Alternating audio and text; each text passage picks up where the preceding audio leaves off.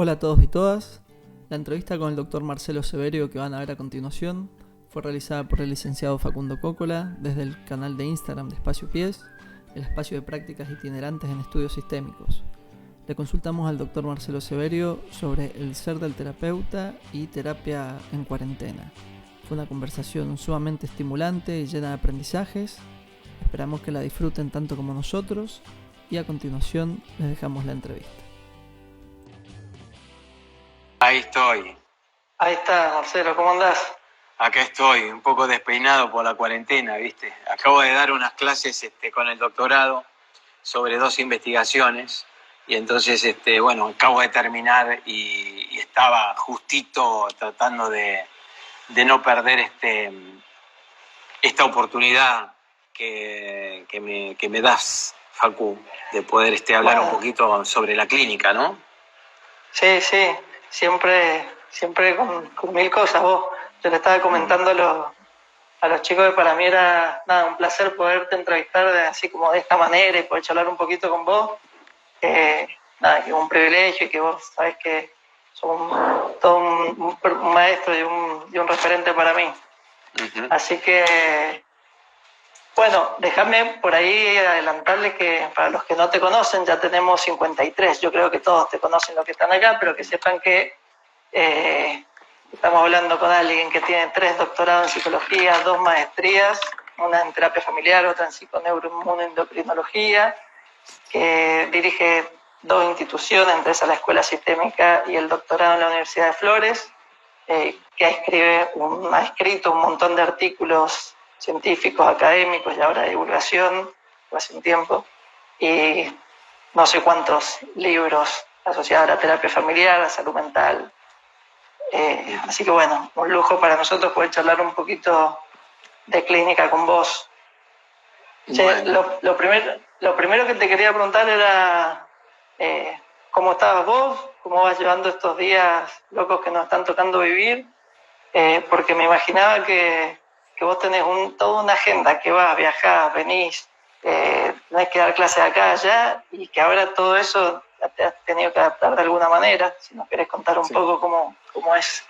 Sí, Facu, claramente lo que me pasa es que estoy con mucho más trabajo que antes, porque, bueno, tengo aquí como verán, desde la computadora, con los escritos, ahí está el pizarrón arrumbado, que lo utilizo cada 2x3, un poco de glucosa con caramelos, y acá están todos mis apuntes que tengo iniciados tengo ahí 5 o 6 artículos, acá tengo listado de actividades que tengo que desarrollar en términos de publicaciones.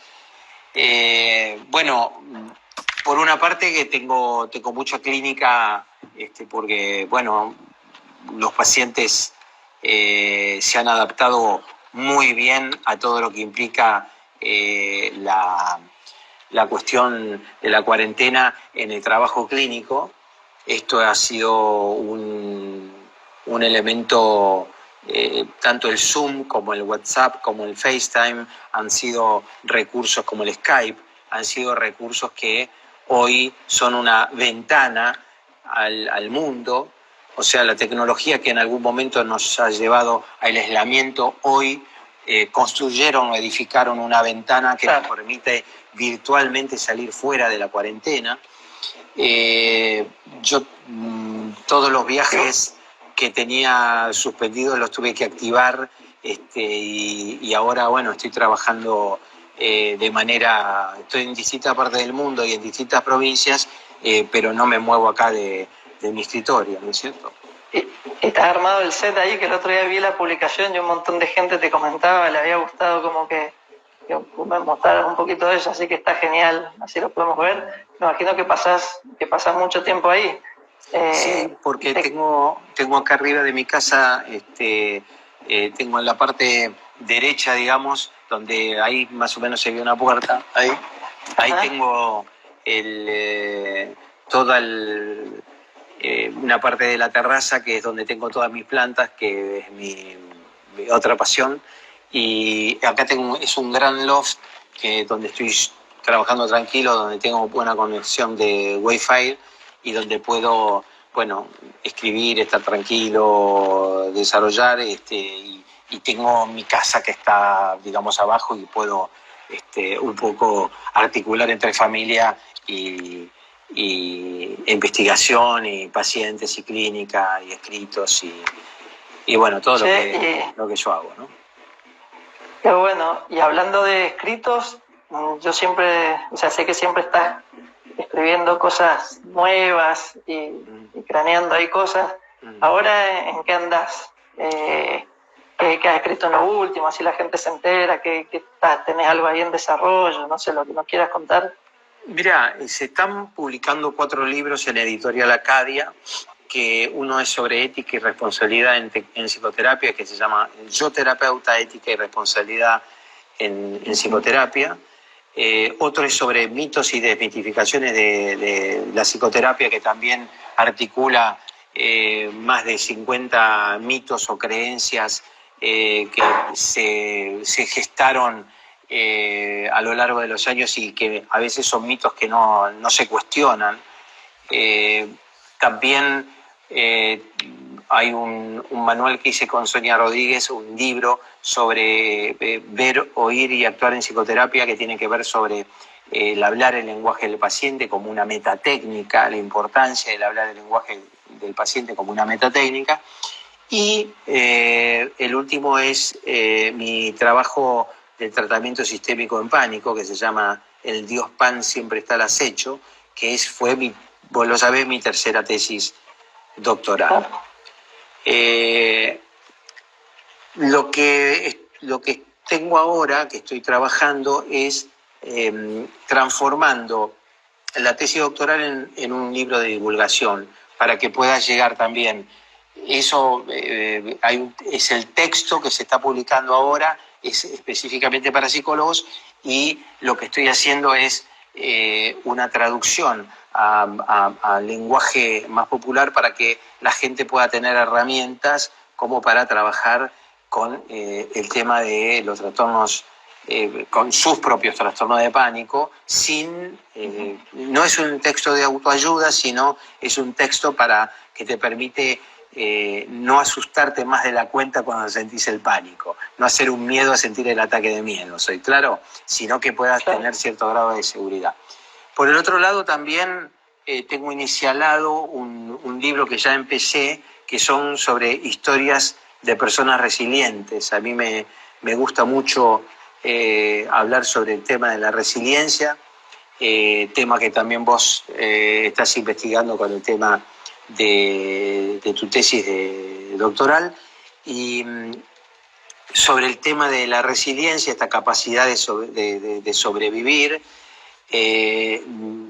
Tengo entre pacientes y personas que yo conocí que son ejemplos de vida y que han tenido naturalmente una capacidad de lograr sobrevivir frente a las inclemencias de su vida, ya sea por deficiencias físicas, situaciones de abuso, situaciones de malformaciones, situaciones de pobreza, de gran pobreza, situaciones en donde han pasado guerras como la Segunda Guerra Mundial y han estado en campos de concentración, personas que han vivido el tema de la dictadura militar de una manera muy fuerte. Entonces, también estoy intentando, eso es un libro que va más lento porque lo estoy saboreando mucho. Vos sabés que a mí me moviliza y me gusta mucho las historias de personas que han venido de la nada y han tenido esta capacidad de poder lograr hacer cosas en la vida más allá de su desgracia, ¿no? Han tenido un horizonte mucho más amplio, mucho más sólido, ¿no? Por eso la resiliencia me parece que es un factor fundamental, y más en estos momentos, ¿no es cierto? Más en estos momentos. Claro. O sea, tremendo todo lo que estás escribiendo y lo que estás haciendo. resiliencia, nada, me encanta y me parece un temazo y súper actual y nada, súper necesario. Y te quería preguntar un poco. Permíteme que te cuente algo. Vos sabés que hay una... dentro de los...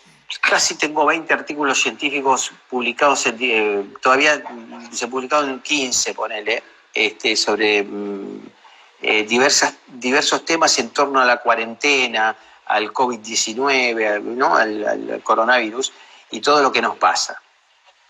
Entonces, hubo algo que me llamó la atención. Nosotros hicimos una investigación con el laboratorio que la desarrolló, fue por iniciativa de Gilla Jones, una colega que vive en el sur, en donde hicimos una investigación sobre la ansiedad en rango y estado. Es decir, marcar una diferenciación, cuánto se incrementó la ansiedad, ¿no?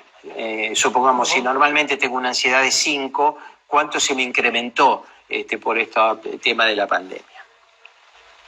Bueno, esto fue hace 4 semanas atrás, tuvimos 2.550 protocolos, fantásticos. Tremendo, claro. Y 2.050 lo dejamos para la Argentina.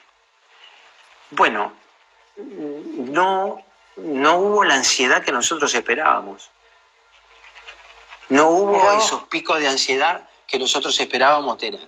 Entonces nos empezamos a preguntar por qué. Sumado que hace unos 3 o 4 días lanzamos la investigación de nuevo porque queríamos ver qué pasa después de 4 semanas y encontramos que la gente estaba bastante remolona en contestar. Tenemos aproximadamente unos 900 protocolos cuando ya a esta altura tendríamos 2.000 y pico. Claro. Como la primera vez. Esto fue un primer indicador. En segundo lugar, dijimos, ¿por qué? ¿Qué pasó con la ansiedad al principio y qué está pasando ahora? Porque yo estoy monitoreando normalmente, no sé, todos los que nos están escuchando, si ustedes tendrán la misma sensación, pero hace unos cuantos días que los humores han cambiado, ¿no? Que han empezado a aparecer factores de mayor irritabilidad, de mayor nivel de intolerancia, inclusive. Entonces, uno de los factores que asociamos con esta baja fue, primero, muy bien la labor de los psicólogos que ya desde el comienzo, yo inicié esto el 20 de abril, me contrató La Nación para que hiciera un video sobre los tips para pasar mejor la convivencia en cuarentena. Y después, bueno, cantidad de psicólogos, todos manejaban más o menos la misma gama de consejos. Y lo que yo creo que por un lado fueron muy efectivos porque la gente siguió estos consejos saludablemente. Por el otro lado, estas mismas actividades sirvieron como un factor distractivo. ¿Qué quiero decir con esto? Quiere decir que la gente empezó a decir, bueno, hago esto, entonces no pienso tanto en la cuarentena, sino pienso que, ¿no? Operaron como desvíos de foco. Uh-huh. Y también porque fue una especie de Disney al comienzo, donde no hubo tanta conciencia de que estábamos en cuarentenados porque dijimos, ahora no vamos a trabajar, tenemos mucho tiempo para nosotros, vamos a hacer un montón de cosas, todas aquellas cosas que queríamos hacer y no hicimos. Pero, después de 4 semanas, lo que está sucediendo es que ya me vi la mayoría de las series de Netflix que me recomendaron. Claro. Además, ya, si no me leí los libros que me había planificado, por lo menos leí de a tandas y ya tengo varios libros iniciados. Por el otro lado, ya lijé o pulí la mesa que quería pulir, o pinté lo que quería pintar, o le corté las hojitas secas a las plantas. Además, ya bajé varios tutoriales de YouTube para hacer gimnasia, ya moví el culo en zumba, en aeróbic, en kickboxing y 500 otros tutoriales. También bajé tutoriales para ver qué tipo de comidita nueva podía hacer. Hice algunas fotografías de los platos que preparé y se los mandé para los amigos. Ya me tomé unos cuantos cafés virtuales, tomé una copa de vino, me reuní por Zoom con unos cuantos amigos. Y hice mucho de eso. ¿Y ahora qué? Claro. Todos esos factores distractivos se están agotando, sumado a que también la cuestión económica interviene, más aquellos que dependen de la diaria y no reciben un sueldo determinado, o los que trabajan en home office, etcétera, etcétera. Pero la cuestión es que se acabó esto que operaba como un factor distractivo, y ahora empieza a incrementarse la ansiedad, y ahora con esto la intolerancia, el fastidio, la sensación de mal humor, la sensación de molestia y algunos raptos sintomáticos que aparecen, ¿no? Y se potencian, Facundo, en la cuarentena, porque se potencian, ¿no? Sí, el otro día que charlamos con vos me decía, ahora van a empezar a verse algunos trastornos como más claros. ¿Puede ser así? Claro, O sea, claro. como más intensidad en la sintomatología. Lo estás viendo en la clínica, coincide con eso. Claro, porque justamente si nosotros, claro, Lucy dice, Ábalos dice, la incertidumbre en relación al futuro genera mucha ansiedad. Eso es uno de los factores. Hay una tríada que es angustia, ansiedad y miedo. Esa es la tríada de base, que está angustia, ansiedad y miedo. Y hay dos potenciadores dentro de los tantos, pero hay dos principales. Uno de los potenciadores es la incertidumbre, el no saber. No sabemos si vamos a estar acá adentro 2, 3 veces más o 15 días, o cómo se van a digitar las posibilidades. Y el otro es la sobreinformación. Todavía sigue habiendo mucha información de distinto tipo, desde la psicológica hasta la biológica, hasta la bioquímica, hasta la política, hasta la económica. Es cantidad atiborrada de información, que lo único que estamos logrando con esto es potenciar la incertidumbre, con lo cual la incertidumbre genera más angustia, más miedo y más ansiedad. Entonces tenemos que tener sumo cuidado en esto. Nosotros todos, los psicólogos, gran parte de los que nos escuchan hoy, por ahí también tienen que ver son psicólogos, y como tales son agentes reproductores de salud. Y como tales tienen que claramente intentar lograr bajar esos niveles, pero fundamentalmente una de las cosas que me parecen más importantes, Facu, y a todos los que nos están escuchando, es ser comprensivos con el estado que estamos viviendo. Porque estamos viviendo un estado atípico, y cuando nosotros sentimos esa sensación, sí, la infodemia, y yo le digo infotóxica también, Cari. Yo creo que la situación de todo esto, a veces no nos permitimos por ahí estar de mal humor, o estar con bronca, o esta sensación de fastidio, y es necesario en el grupo familiar, los que estén en familia, en la pareja, los que estén en pareja, y los que estén solos también, autocomprenderse. Y esto es un fenómeno claramente que no es prototípico de Buenos Aires, es en el mundo, y necesitamos comprendernos en este sentido, ¿no? Sí, ¿vos crees que esto también va para para los terapeutas en sí, ¿no? Y las terapeutas, o sea, mucho se habla por ahí de la población en general. Yo pensaba, bueno, esto también nos impacta a nosotros como terapeutas, como personas que tenemos que trabajar con otras personas que a la vez les impacta, ¿no? No sé cómo vos pensás esto en los terapeutas, si lo ves en los terapeutas con los cuales interactúas, ¿no? Sí, vos sabés que hay algunas cositas interesantes que por ahí a tomar en cuenta. Yo te diría que los psicólogos,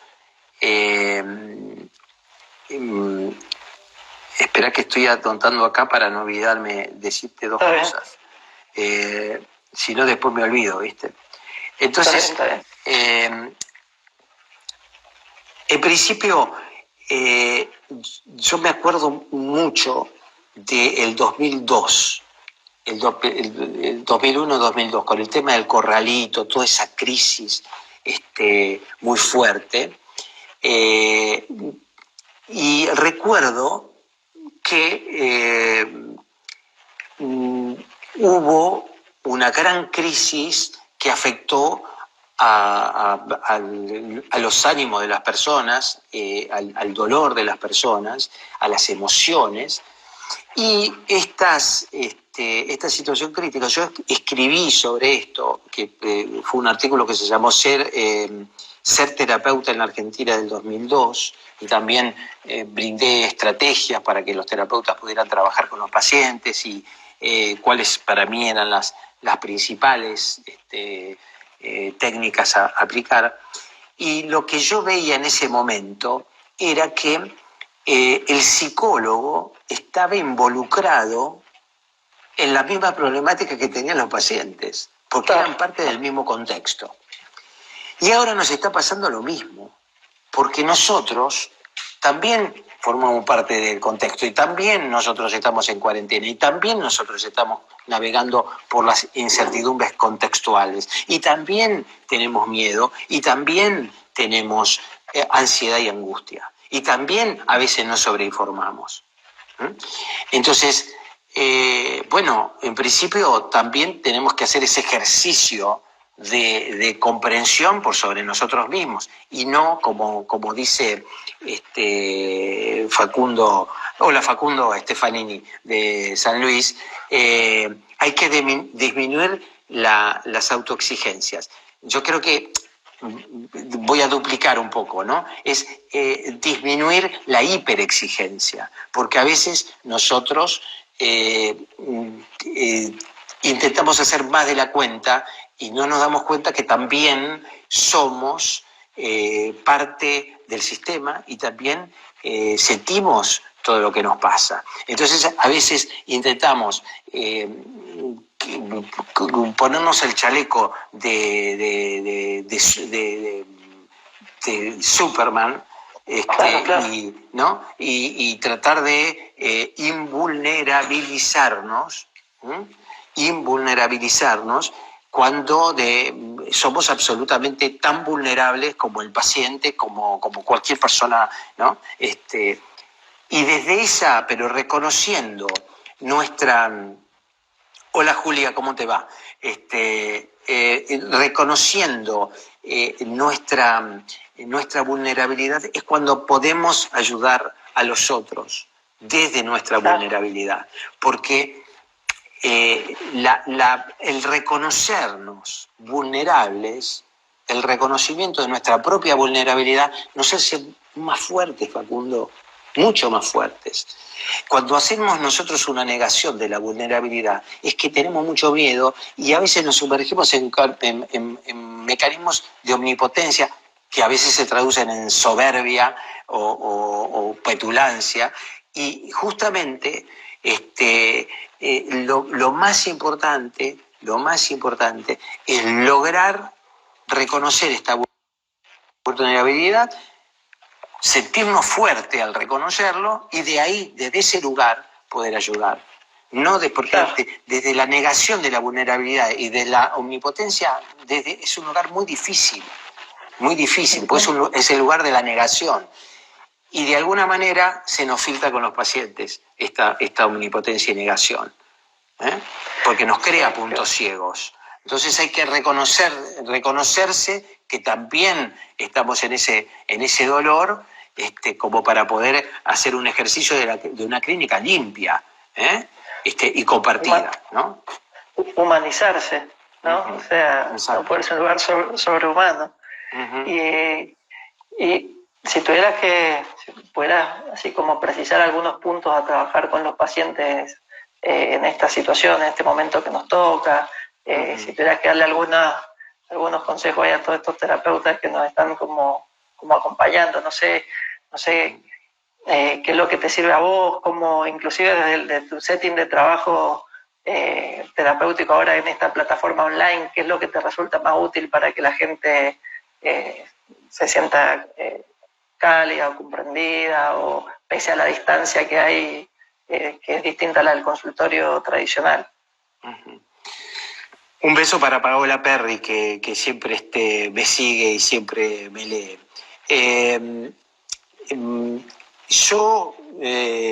Gracias Flor por escucharnos. Ascárate. Yo creo que la empatía es el recurso, es la vía de entrada más importante para trabajar con los pacientes. La empatía. No es solamente el hablar el lenguaje del paciente, esto de poder escuchar su timbre de voz, su forma, su estilo, su forma de moverse, su forma de mirar. Más allá de esto, la empatía en el sentido de ponerse en el chaleco del otro, ¿no? Alguno de ustedes recién pasó que decía la importancia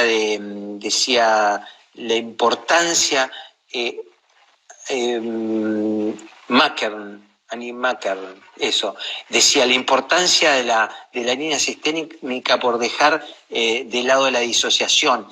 La dificultad que nosotros tenemos para poder disociarnos es imposible, porque para mí, reaclaro, la imposibilidad de disociarnos es porque nosotros vamos directamente con todo nuestro aparato cognitivo emocional a cuestas. Entonces no tenemos un bisturí epistemológico que está diciendo escucho con el modelo y dejo de lado todas mis vivencias personales. Pero si nosotros podemos escuchar desde la vulnerabilidad, desde el dolor, el paciente se va a sentir mucho más comprendido. Cuando yo hablo yo me acuerdo que en aquel momento del 2001-2002 hablaba del uso de las resonancias. El uso de las resonancias, ¿no? La capacidad claro, Gabriela, no existe la objetividad, correcto. Hablaba en aquel momento del uso de la resonancia, ¿no? Esta posibilidad que tenemos de decir, a mí me pasa esto, ¿no? Con esto que vos me estás contando, mira, a mí también me pasa esto. Y yo creo que, mira, a mí lo que me sirve es esto. Por ahí, esto que a mí me sirve puede traducirse en un buen tip para que vos puedas armarlo. Esto es entrar en sintonía con el otro. La concepción de una sesión terapéutica es un momento absolutamente único e irrepetible, maravilloso, pero único e irrepetible como maravilloso. Hay un paciente que tiene un problema, en ese momento el terapeuta va a tener el problema de ayudar a resolver el problema del paciente. Y si los dos resuelven, si el paciente resuelve su problema y vos lo ayudaste a resolver el problema, vos también te ayudaste a vos mismo a resolver tu propio problema, de ayudar a resolver el problema. Ambos hemos resuelto algo. Entonces, cuando nosotros trabajamos, tenemos que tener el suficiente juego de cintura para poder adaptarnos no solo a la situación crítica de la cual somos partícipes, sino también poder escuchar qué le pasa al otro. Pero lo tenemos que escuchar en esa misma sintonía. Por el otro lado, sí, empatizar. Empatía, simetría, lenguaje del paciente. Exacto. Y todo para lograr hacer una muy buena reestructuración, ¿no? La reestructuración claramente tiene que ver con la recategorización de la situación. Cuando yo le digo a un paciente, cuando el paciente dice, y estoy medio malhumorado y ya le contesté mal a mi marido, o ya tal cosa como vengo escuchando, y yo le digo, y absolutamente, si hay alguna lógica emocional que te pueda suceder, es esto. Justamente es esto, ¿no? Que vos te sientas fastidiosa. ¿Qué querés después de un mes o de 5 semanas de estar internada, donde ya hiciste todas las cosas que tenías que hacer y ahora qué? Y ahora viene el mal humor y ahora viene la ansiedad. Entonces, comprendete, entendete, aprendé a pedir disculpas. Disculpa al otro de que si te contesta mal, porque algo está sucediendo, porque no somos Robocop o somos Iron Manes o Iron Woman enchalecados e invulnerables. Nos pasan cosas. Claro, claro. Sabes que cuando pensaba en esta entrevista y decía, vos has escrito mucho, la tenés muy clara con respecto a la ansiedad, tu tercer tesis doctoral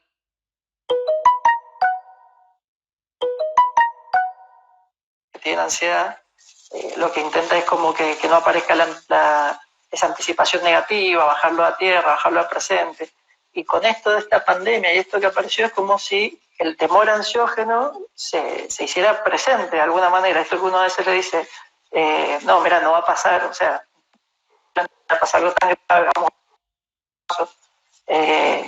¿Cómo lidiar, cómo salir de esa trampa? Si, bueno, mira, pasó algo tremendo y cómo bajar ciertas ansiedades cuando eso está como aconteciendo, ¿me explico? Uh-huh. Sí, yo creo que uno puede lograr, y esto era un poco lo que quería señalar, que lo anoté. Uh-huh. Hay dos puntos que me inquietan en esta situación.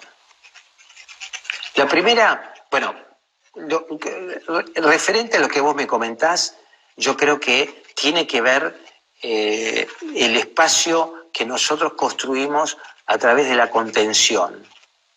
Uh-huh. Porque empatizar también es contener. Es decir, lograr abrazar al paciente virtualmente. Claro. Saber de que él puede contarnos con nosotros. Y esto lo podemos hacer a través de una cámara. Esto comprueba, justamente el próximo congreso de la Red Latinoamericana, lo que voy a desarrollar justamente es que el encuadre está dentro nuestro, ¿no? Quiere decir que un terapeuta tiene que tener la suficiente flexibilidad, el suficiente juego de cintura como para lograr adaptarse a las distintas situaciones y lograr, digamos, contener, intervenir, recategorizar, connotar positivamente, señalar y subrayar las capacidades del paciente, también los defectos para que tome autoconciencia, en fin, mandar una tarea. Todo esto en este cuadrilátero del consultorio o de la computadora. Esto quiere decir que no hace falta el consultorio únicamente. Lo más importante, por eso el encuadre está dentro nuestro, es la relación que nosotros establecemos, la construcción de una relación terapéutica. Y esta construcción de la relación terapéutica se puede ejercitar en un bar, como yo desayuno con pacientes, en una terapia intensiva, en un parque, que sea, cuando hago caminar a un sedentarista, un sedentario, o en el consultorio, o en el domicilio. Nosotros, cuando yo trabajaba en Italia, en Trieste, en el norte de Italia, trabajábamos en los domicilios de los pacientes. Entonces, cuando uno tiene esta ductilidad y esta flexibilidad, tiene esta capacidad de poder construir psicoterapia en donde fuere y en donde sea, hasta con la ventana de un WhatsApp, ¿no? Eso uno puede hacer desde terapia de familia hasta terapia de pareja. Entonces, son elementos claves puestos en ese lugar. Entonces, esa era una de las preguntas que nos hacían los chicos, si inclusive terapia de pareja o terapia de familia se puede hacer como en estas condiciones, porque hay algunos por ahí que nos animan, no sé, ¿cómo lo ves vos? Lo que pasa es que las terapias de familia se pueden edificar más con el Zoom porque toma más puede tomar a más miembros. Cuando yo trabajo con pareja, me alcanza con el cuadrilátero de mi iPhone y no tengo problema. Entonces ahí en general hay que torcer hay que verlo en horizontal, para que pueda, y el paciente tiene que ponerlo sobre una mesita, entonces se ven la pareja interactuar perfectamente. Claro. Y entonces, bueno, eso es la mejor manera de trabajar. Pero vos fíjate que, te reitero, sea con terapia de familia, de pareja o individual, lo más importante es construir el encuadre, y el encuadre está en nuestro cerebro, ¿no? No hace falta ni ponerse un guardapolvo blanco ni estar atrás de un escritorio o estar sentado en el diván del terapeuta para ser terapeuta en un determinado momento. Creo que esto es un leitmotiv en mi vida porque lo he estudiado y obviamente lo tengo architrabajado teóricamente. Pero mira, ahí pregunta... Sí. Pregunta si hay algún aporte para la contención de los equipos de salud, y es similar a una pregunta que nos habían mandado, que era que por ahí los mismos psicólogos hoy en día también sienten algún desgaste porque atender online durante muchas horas por ahí puede ser como desgastante. Así que bueno, no sé qué te parece en ese sentido. Sí, muy buena la pregunta. Me parece también hay algunas cosas que Euge también lo dice y algunas alguien dijo antes que muchas personas no manejan internet, entonces también hace falta la contención telefónica. No quiero dejarme postergar esto, porque también el teléfono es una muy buena vía. No se ve la imagen, pero sí se escucha, y es un elemento, la palabra, volvemos. El encuadre está dentro nuestro y nosotros debemos ser lo suficientemente creativos como para poder adaptarnos a todas este tipo de situaciones. Porque a veces el internet falla y podemos continuar. Hoy me fallaba el internet del paciente y pasé a un llamado telefónico. Claro. Entonces hay que jugar con este tema. Dos cosas tengo para decir sobre el tema de los equipos de salud, pero antes de entrar en los equipos de salud quiero decir que nosotros debemos ayudar a los pacientes que sean resilientes, que tengan esa capacidad de lograr aprender de esta situación. O sea que somos agentes de salud que crean y enseñan a que las personas sean resilientes. Pero quiero hacer una diferenciación entre resistencia y resiliencia. Nosotros podemos ser muy resistentes a la situación, muy resistentes, pero los resistentes tienen capacidad de resistir, pero a veces lo interesante es que uno pueda resistir pero después transformar esto en un aprendizaje como para seguir. Si nos quedamos con la resistencia, terminamos repitiendo mismos esquemas y volvemos a resistir, porque nos da la tela para resistir, pero volvemos a... Lo que nosotros tenemos que hacer de esta situación es aprender para después ver de qué manera más sencilla podemos trasladar este aprendizaje a otras situaciones. Entonces, esto es como un factor diferenciador. Yo veo muchos pacientes que son absolutamente resistentes, pero nosotros les tenemos que enseñar a ser resilientes, a hacer ese cambio, ¿no? A los argentinos, y eso cualitativamente nos diferencia de otras situaciones, porque estamos, de otros países, porque estamos muy acostumbrados a las situaciones críticas. Claro. Pero somos más resistentes que resilientes, porque a veces nos cuesta aprender y tendemos a repetir esquemas. Por eso, si voy a la epistemología sistémica, fuertemente, me apoyo en la epistemología sistémica, un ejemplo de estabilidad, de la inestabilidad de los sistemas, es el contexto argentino. Somos muy estables, pero en la inestabilidad. La inestabilidad está absolutamente sistematizada.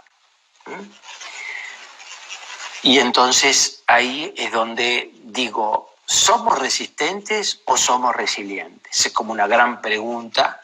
Yo creo que resistimos mucho, somos una ciudad y un país absolutamente resistentes. Acá dice Euge, dice, si fuéramos resilientes no repetiríamos tanto cíclicamente. Claro, eso es lo que estoy diciendo. Si aprenderíamos más, no reiteraríamos tanto los mismos mecanismos, no repetiríamos, exactamente. Entonces, esto es un detalle. Lo que quiero marcar que muchas veces trabajamos con pacientes, son absolutamente resistentes, que le ponen el pecho a las balas, pero por ahí les cuesta aprender de la situación, transformar eso en un acto resiliente. Y a eso es donde nosotros tenemos que trabajar. Qué bueno, para no olvidarme, qué bueno eso. Para no olvidarme de esta pregunta tan interesante, yo creo que también los psicólogos y muchos psicólogos que están yendo a los hospitales realmente tienen, y los equipos médicos también, tienen un nivel de burnout impresionante, de mucho dolor, y justamente sienten más dolor que de la cuenta porque están ellos involucrados en el mismo contexto, bajo el paradigma de la misma problemática, como decíamos hoy, que los pacientes que atienden. Entonces, siempre recomiendo a los psicólogos que busquen espacios grupales por Zoom de contención, de supervisión y contención, ¿no? Porque el espacio de la supervisión es un espacio netamente también de contención, porque contenemos a los psicólogos. Yo tengo 2 o 3 equipos que los atiendo justamente para contenerlos, para ver qué pasa con sus tensiones, porque son las personas, como dice Valen, es así, estamos cuidando a las personas que cuidan. Todos los psicólogos están en un frente, yo creo que están en el primer frente conjuntamente con los médicos, porque el tema emocional hoy está candente, y creo que los psicólogos ocupan un lugar fundamental, absolutamente importantísimo en su desarrollo de la función, y creo que estoy convencido que necesitan también ser cuidados porque están doblemente desgastados al ser ellos partícipes de la misma situación crítica que están analizando en los pacientes y que están conteniendo en los pacientes. Claro, claro. Mirá qué bueno esto, la posibilidad del trabajo grupal de contención y por ahí encontrar un supervisor que nos pueda como acompañar en ese proceso. Después, mira, tengo otras dos preguntas que me hicieron los chicos que tienen un poco más que ver con vos. La primera tiene que ver con, vos has sido una persona que seguís atendiendo, haces clínicas, pero has escrito, tenés artículos, ahora has pasado también a hacer libros más masivos, que le llegue el contenido a la gente. ¿Qué es lo que te mantiene a vos motivado como a seguir atendiendo? Porque viste que hay psicólogos que podrían dejar, qué sé yo, con la trayectoria o todo el camino que vos has hecho. Y sobre todo en estos contextos más complicados, ¿viste? ¿Qué es lo que te motiva a vos como a seguir vinculado a la clínica? Y lo primero que te diría es que lo que más me mantiene unido a la clínica es que la clínica es la vida, ¿no? Y yo creo que la vida pasa por multiplicidad de lados y yo creo que lo más importante es que uno esté no como un espectador, sino esté arriba del escenario. Yo creo que muchos pacientes se equivocan y creo que realmente se equivocan, pero porque hacen. Entonces, bueno, uno puede transformarlos en resilientes, puede enseñarles, puede trabajar en equipo. Ellos están en el campo de juego y por el otro lado uno puede ser el director técnico, pero que estén arriba del escenario. No que estén en el banco de suplente, que estén en el campo de juego, Facundo. Entonces eso, yo creo que yo hago las metáforas de teatro porque siempre recuerdo a mi viejo. Mi viejo se murió hace un par de meses y fue un actor y director de teatro hasta prácticamente los 90 años. Y fue mi primer profesor de teatro, el primero que me enseñó. Y el primero que me hizo leer a José Ingeniero cuando yo era chico. Y entonces, arriba del escenario, hacer la vida, ¿no? Intensa. Y yo creo que cuando yo escucho a los pacientes, veo la vida, ¿no? Y esto para mí es absolutamente motivador, ¿no? A mí también me gusta escribir, porque escribir también represento o teorizo lo que veo en la vida. Los artículos de divulgación, cuando publico, también siento que llego a la gente. Mi propuesta interna de llegar al gran público como para poder pensar, reflexionar. Laura dice seguir jugando. Sí. Y yo creo que nosotros cada uno de los psicólogos, cuando estamos trabajando con el paciente, no solo estamos viendo la vida del paciente, sino estamos viendo nuestra propia vida reflejada en la vida del paciente, porque esto es la sintonía y es la empatía, pero además viviendo la vida de escuchar al otro, en el acto de escuchar al otro, en el acto de devolverle cosas, en el acto la clínica es vitalizante, digamos, desde donde vos lo estás planteando también, hacia el terapeuta, claro, digo. Claro, cuando el paciente logra, también es en parte tu logro. Cuando el paciente resuelve su problema, vos también te sentís partícipe de esa situación. Hace no mucho, una paciente que venía de ser de trabajar en el campo, de no poder desarrollarse en un montón de cosas de su vida y no haber terminado su colegio secundario, ni haber empezado el colegio secundario.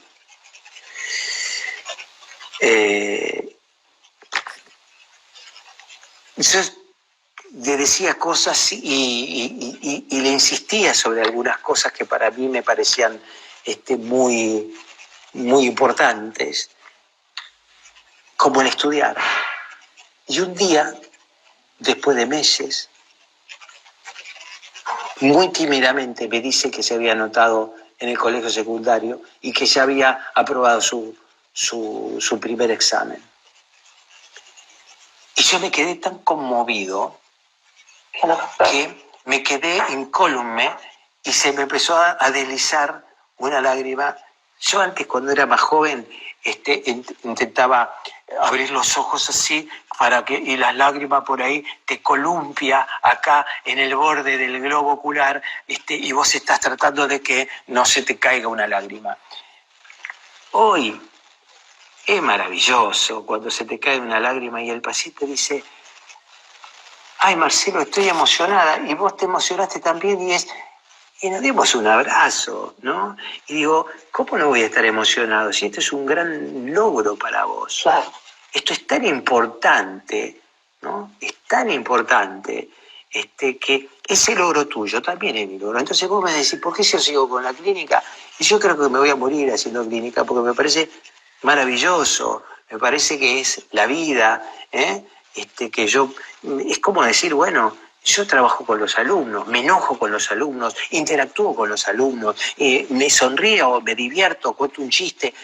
Es la vida, Facu. Claro, Es la vida, más allá de mi familia, más allá de mi locura por correr, de mi jardinería, del campo, más allá de todo eso, ¿no? Vos estrictamente me preguntás de la profesión, y bueno, yo disfruto con eso porque vivencio, ¿no? Claro. Y para mí es muy importante, ¿no? Poder acompañar a los alumnos, acompañar a los pacientes, estar ahí. Porque además, Facundo, cuando yo le digo a un paciente, yo soy la persona que más te conoce. Y entonces el paciente me dice, sí, la verdad que si vos me decís esto, que soy la persona que vos más me conoces. ¿De cuántas personas en estos 40 años de profesión soy yo quien más conoce a esa persona? ¡Qué fuerte! Claro. Es muy fuerte. Claro. Es que pienso que qué bueno todo esto que, o sea, nada, el entusiasmo que generás, ahí decían, es un apasionado Marcelo. Y cómo transmite un montón de energía y pilas para un montón de terapeutas que nos están escuchando, ¿viste? Y que por ahí también ellos están un poco así, medio apagados a veces, qué sé yo, para reconectarse con la clínica, pienso, genial. Lorena Bonilla está escuchando. Lorena, San Isidro, acordate de San Isidro. Ella ya sabe. Es una frase que fue una gran reformulación en la vida de ella. Entonces me parece que hay que, ahí me dice siempre. Entonces yo creo que es esto, ¿no? Debemos lograr, los que hacemos esta profesión y los que lo abrazamos con tanto amor, seguir manteniendo viva la llama de diferentes maneras, porque siempre vamos a encontrar en las vidas de las personas diferentes colores, y a los que tienen la vida gris se las vamos a teñir de colores, porque de eso se trata, ¿o no? Mira, qué bien, qué lindo. Bueno, mira, la última pregunta que yo tengo acá tiene que ver un poco con esto. Creo que la respuesta de algo está, me preguntaban cómo haces vos para mantenerte tan activo con tantas cosas, e inclusive en estos tiempos, o sea, y me decían, nosotros estamos ahí a veces que nos cuesta atender o que nos cuesta leer y vemos Marcelo Bassi, ¿con qué crees que es lo que te va enganchando para seguir? Si tiene que ver con esto, con la vida misma, digamos, con que eso te revitaliza o con qué. Sí, con eso, justamente. Yo creo que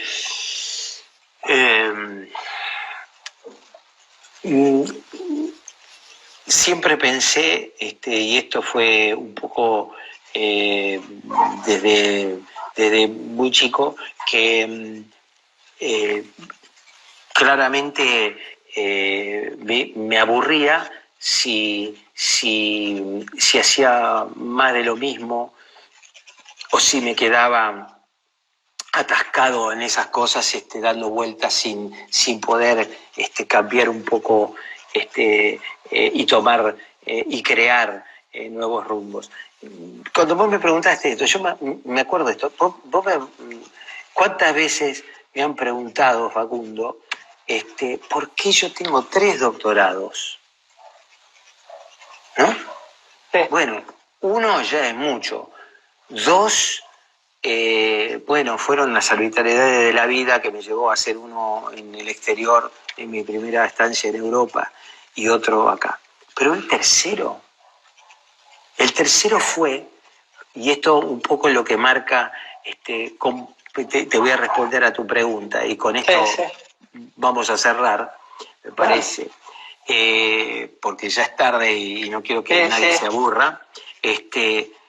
Yo iba caminando por los pasillos de la universidad, estaba terminando mi máster en psicoinmunoneuroendocrinología y había ido a una defensa de tesis donde yo estaba en el tribunal.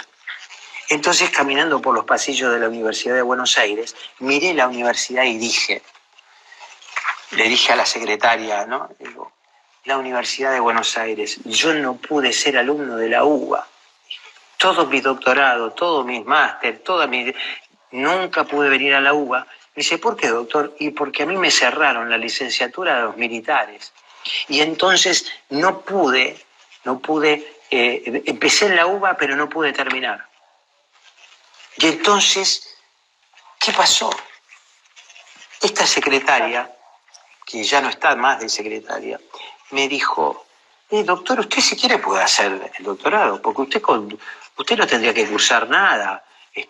Con todos los antecedentes académicos directamente podría